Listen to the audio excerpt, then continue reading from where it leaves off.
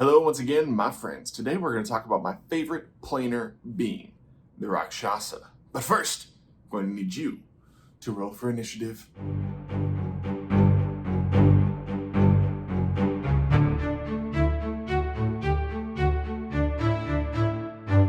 Now, before we get started, I just want to give a quick shout out to one of my viewers who reached out to me and asked me to show them how to play D&D and what the rules are. And so we met yesterday over Zoom. We talked through the rules of D&D, the basic ideas of character creation, what the ability scores are, how skills work, and how checks work in the game.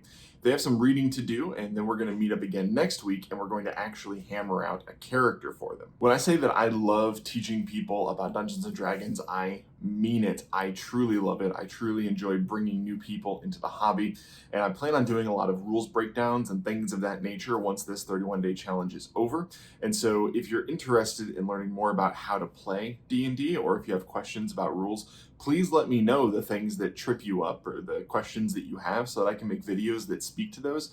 And also feel free to reach out to me at any of the social media links that are down below in the description. I am always willing to help and even meet with you and talk with you about how the rules work and how they can work for you as a player or as a DM. All right, time to talk about the Rakshasa. These tiger-looking people are from the Nine Hells. Over time, different devils have attempted to escape the lower levels of the Nine Hells by casting their spirit out of their body and either thrusting it into the upper levels of the Nine Hells or even onto the material plane. And when they do this, a Rakshasa is born. I love Rakshasas for 3 reasons. The first one being that they are phenomenally hard to spot. They can cast disguise self at will, and they usually take the form of a rich merchant or a crime lord or someone extremely powerful, and you rarely, if ever, will see them in their natural form. This means that your characters might actually pursue this person as an ally. If they are rich and powerful, they can become very valuable as an ally to your players.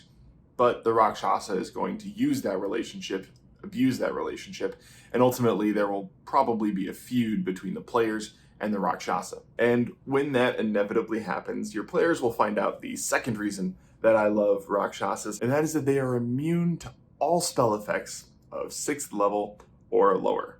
No save, just completely immune, no effect. Chain Lightning, Arcane Gate, Gaius, Dominate Person, Hold Monster, completely ineffective. They just tickle. That's all they do. They tickle. And if you cast something at a higher level than 6th level and the Rakshasa needs to make a save, it has advantage on that save. It is phenomenally hard to hit with magic, and it is going to punish your spellcasters. Your party would need to have a 13th level spellcaster just to have 1 7th level spell slot available to them. And lastly, number 3, the Rakshasa is phenomenally hard to kill. And not just because it's beefy and can eat magic like cotton candy, but because when it dies, it doesn't die. And unlike a vampire that when it dies turns into a mist that can be sunbeamed out of existence, a Rakshasa's spirit is immediately teleported to the Nine Hells, where it goes through a rebirthing process. This process, at the DM's discretion, can take days, weeks, months, even years, but it's excruciatingly painful. And because of that, when the Rakshasa finally is reborn, it's reborn with a vengeance. If your party ends up killing a Rakshasa, it comes back. And if they kill it again, it comes back again.